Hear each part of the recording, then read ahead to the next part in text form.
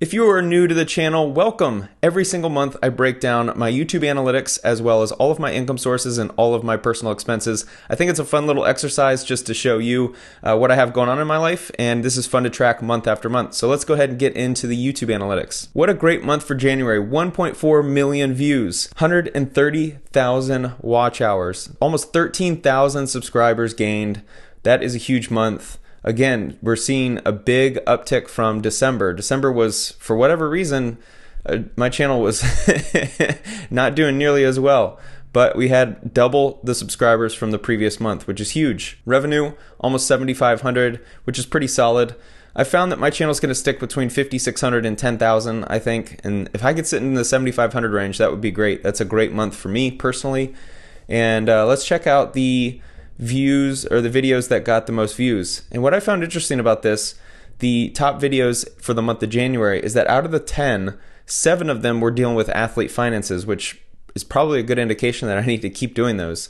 I'm going to keep doing them. People seem to like them. People seem to enjoy them and maybe hopefully learn something from them, if not just entertainment. Let's check out the reach. 18 million impressions. It's pretty wild how many people are coming across my channel. Now, that doesn't mean people are noticing who I am, but still, my videos were pushed out to 18 million people on their YouTube channel. I've also noticed when I comment on other channels, I'm seeing other people recognize my channel in the comment section. These are for like creators that are in totally different niches, which is like an interesting phenomenon on YouTube when people, you just realize how many people are watching your channel. If you have however 1.4 million views in a month, then it's likely that you're going to have a lot of people watching you. Almost a 5% click-through rate. I've heard 3 to 5% is average. 5% to me is totally good. I mean, if you're getting 18 million impressions, 5% is going to lead to a million views. Almost 700,000 unique viewers. 66% of the views from browse features, 18% from suggested. So what would that be? Roughly 84%, 85% from browse or suggested. All right, pretty solid. Now let's check out engagement. 130,000 watch hours, 539 average view duration. I've heard 6 or 7 minutes is the goal. If you can get around there, your channel's going to pop. My channel's still growing with 5.5 minutes. My videos generally tend to be around 9 to 12 minutes.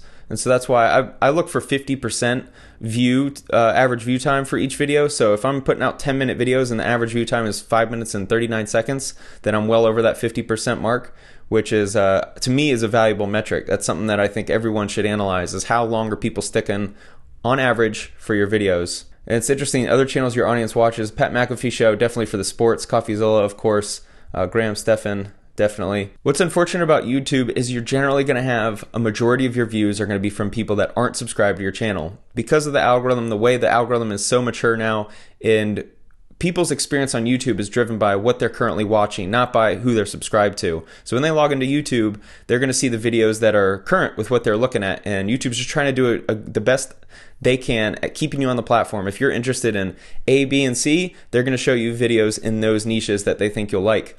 So a guy like me, I'm getting 17.7% of my views are from subscribers, which is kind of unfortunate. The goal, if you want to treat this like a business, you're going to want a much higher number there for subscribe. That means you have the people who are subscribing to your channel are really watching all of your stuff, and that leads to a better funnel if you have something to sell off platform. I don't treat this like a business. I treat it like a business, but I basically am making videos for the broadest audience I can in some ways, the athlete videos and the music videos and whatnot. And so that will lead to a much lower number here for subscribed, which is a little unfortunate because you grow your subscriber number and it's great. It's like, man, all these people are following me. They like my videos. But really, you might have a lot of people that are subscribing and watching 1 out of every 5 videos, maybe even 1 out of every 10. I've seen plenty of comments saying, man, I haven't seen your videos recommended to me in months.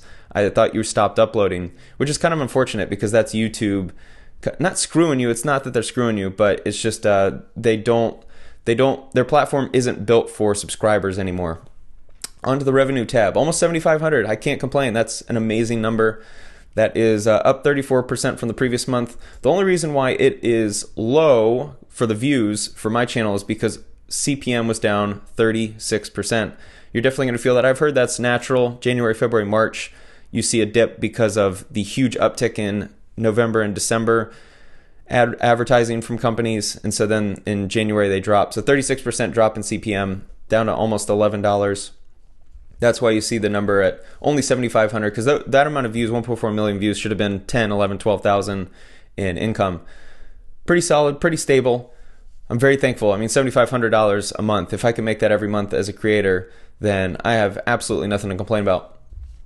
One thing I did find interesting about Social Blade is that they do future projections for your channel. And so I'm going to add this in every 2 months. So on December 5th of 2020, I made a chart for the predictions that Social Blade has on my channel. And we hit February 5th because they track every 2 months. Their prediction was almost 126,000 subs for my channel. We came in at almost 117,000. There's ebbs and flows. And recently I've had a huge dip in subscriber numbers. The past week or so, it's been like an 80% drop off. So that number's low. But on a positive note, the views were at almost 9.4 million prediction, but the actual total views for the channel is almost 9.9 million views. So we surpassed in views, and views matter a whole lot more than subs, but I'm very appreciative for all the subs. We're not hitting their prediction, but that's okay. That's still a great number for me. And the reason why I'm curious is I want to see how good their algorithm is for predicting, future sub numbers, because they have my 1 millionth member joining roughly November of 2022, which is not that long. So what I wanted to see with this is if I'm tracking every 2 months, if I'm tracking with their prediction, then I'm going to be hitting 1 million, 2 million, 3 million subs at some point in my life, which is, I don't know, just bizarre to me. It's like once you start having a little success on the platform, sometimes it's like uncomfortable. Like, wait, all these people care about me? This is kind of wild. On to the personal income, had a pretty good month, $6,100. And since I do have some people ask, I do collect unemployment. I was employed, paid into the system. All that money is going to local businesses, by the way. It's like I'm not getting rich or investing it. It's all going to local businesses and paying off debt. So I'm still collecting, but I haven't been able to evict in the past however many months from the health pandemic because of non-payment of rent. You can't evict. And so I'm down like at least 10 grand in non-payment of rent from tenants that I couldn't evict. And so as long as I can receive unemployment, at least balances that out a little bit. But anyway, 6,100 in the personal, spent nearly 10 grand again, although the rehab at my house is almost done. We just have to paint the exterior, which is another 2,600. So I'm almost done. I'm so thankful to finally be done with these huge numbers of expenses. Then here's the income from YouTube and YouTube related income, which I add Patreon, roughly 7,600. I don't really promote Patreon much, but I have a couple people paying. That's great. It's awesome. I'm very thankful. So all in all, let's see, 7,700 plus 60, 13 grand a month. Pretty solid. And if you watch my other video where I broke down how I lost 30 grand in 2020, it's nice to see this number positive. Net income is more positive. I'm so glad to be in the black as opposed to the red.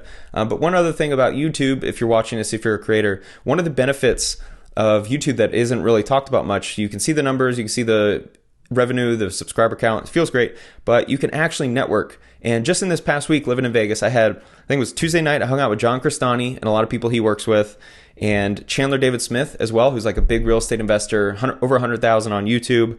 Then the next night, I hung out with this guy, Hello Yassine, who's a YouTuber, 165,000 in the hip hop niche. We've been chatting back and forth. He came to town. He was also hanging with this guy, Jabrizi, who's got 6 million on Facebook, who's dating this girl, Olivera Music. On Instagram, she's got a little following. She said she's even worked with Machine Gun Kelly to help him change his voice and whatnot. So very cool stories. And then 2 days ago, I got to hang with Ryan Pineda, who is a huge real estate investor here in town. And we're doing a collab together on a video. I'm going to be on his podcast.